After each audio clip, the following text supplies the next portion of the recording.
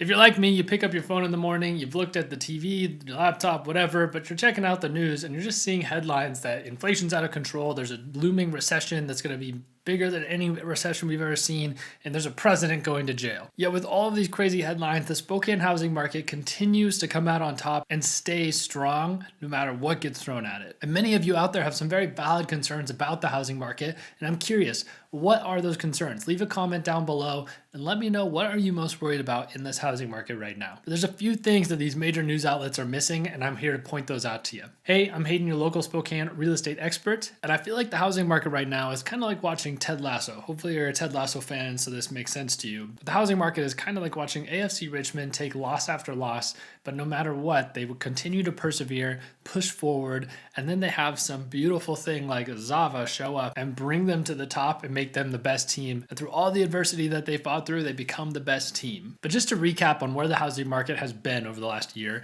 from May 2022 to January of 2023, home prices dropped from $460,000 at the high to $380,000 at the beginning of the year. That's a 17% drop in prices, which sounds very large, and it was. I mean, in the 2008 housing crash, Spokane housing prices came down about 20%, so it felt equivalent to that. But if you look at the year-over-year numbers from March 2022 to March of 2023, home prices only have come down about 6.5%, not nearly as bad. But that drastic change led to a lot of negative headlines, a lot of negative news about the real estate market here in Spokane. But the thing I want you to notice is that things are rapidly changing. From the beginning of this year, 2023, to now, home prices have increased $30,000. Almost an 8% increase. So what we saw was our seasonal decline, like we do every single year. It was just a little bit more extreme than normal due to the rising interest rates and the uncertainty around the housing market. But once January 1st came around, all the buyers that were sitting on the sidelines began to realize that 6.5% interest rates were kind of the new norm for now. So they all jumped back into the market, and this is creating a situation in which home prices are going back up. But let's analyze why are home prices going up specifically. If you're a returning viewer to this channel, you've heard me talk about the inventory issue here in Spokane. And also, if you're a returning viewer to this channel, there's an 80% chance that you have not subscribed. So make sure you hit the subscribe button. But back to the inventory issue. We're about 25,000 units short for the demand here in Spokane. And really, we would need about 3,000 homes to be actively sitting out there on the market in order for us to change into an actual buyer's market, because yes, we are still in a seller's market. That 3,000 homes is what we would need to see a dramatic drop in prices, but today we're sitting at less than 700, and we've been on a downward trajectory for the number of homes coming to the market. This lack of supply is causing a supply and demand issue. So let's look at the two major metrics for supply and demand and kind of see what's going to happen for the spring and summer months. So our biggest tell for the supply and demand is the month's supply of inventory. Month's supply of inventory is how long would it take for all the homes that are currently listed on the market to be taken off the market by a buyer. Well, you can see during COVID and the times when everything was moving super fast and crazy, we were at a low of 0.4 months of inventory, or basically 2 weeks of inventory. Sometimes I saw a low of 8 days of inventory on the market before all of the houses would have been taken up because there was so much demand. Today we're at 1.5 months of inventory, so obviously a lot less, but that's down from about 2.5 months of inventory over the winter when things were the most slow. But what you'll notice is that this is still very low compared to the buyer's markets of 2013, 2014, when we had 5, 6, 7 months, sometimes 9 months of inventory here in the Spokane market. So we'd have to have 4 times the number of homes on the market than there are today. And that is just unlikely to happen unless something major were to force people to have to sell. Now, we determine month's supply of inventory by taking the number of active homes on the market and dividing it by the number of homes that accepted an offer this last month. That determines how much supply is there and how much demand is there. As this number goes down, the more likely it is that home prices are going up. The other metric that we have for telling this is days on market. This is one of the biggest tells for where the real estate market is going to go. Days on market during the pandemic was basically an average of 4. We saw a rapid increase as interest rates rose, and it got to 30, 40, sometimes 50 days on market on average to find a buyer for the house.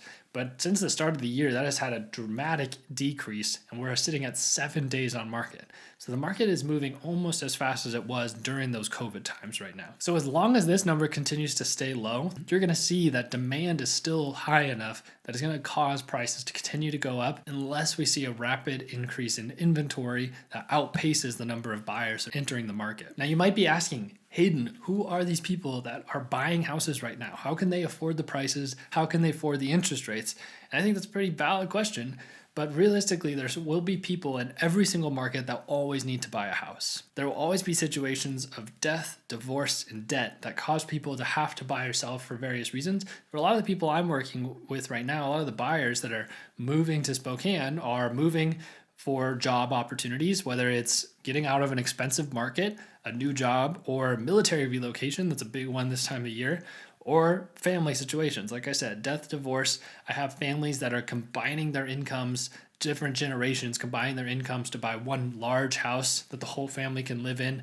Things like that. They're changing their lifestyle, or they have a need to change their lifestyle. So those people that need to transact this year are the ones that are still driving the market. This is basically the Zava of the real estate market right now. These are the people that are holding up the real estate market, pushing the prices up and making it stay strong, even though there's no reason for the market to stay strong right now. Generally, our real estate market is made up of buyers that need to do this and buyers that want to do this.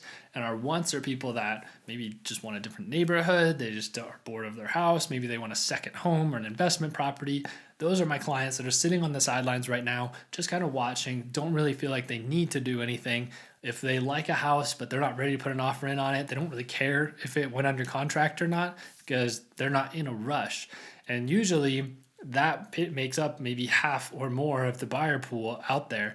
But there's such a little inventory right now that we don't really need those people that want to do something in order to keep pushing prices up. Now, I'm focused on hyper-local content here in the Spokane area. And so I have clients in Coeur d'Alene and Seattle that have seen much greater drops in prices, and they haven't bounced back quite as much. I have clients moving here from the Midwest where home prices have stayed completely flat, just like they always do. And so wherever you're coming from, the situation might be a little bit different. And so it's good to hook up with that local expert in your area if you're selling there and then moving here to Spokane or anything like that. Overall, my prediction for the market here in Spokane is that prices will be more expensive this time next year.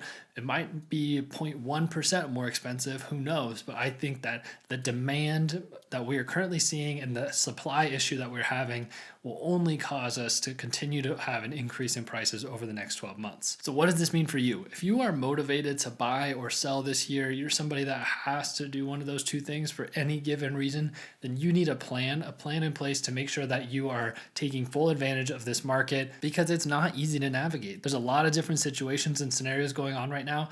And so that's where I would love to come in and help you out. My job is to help you strategize, put a plan together, and make you as successful as you can be in today's market. So use the link down below in the description to schedule a call directly on my calendar at a time that's convenient for you. Thanks so much for watching this video. Like, subscribe, and I'll see you in the next one.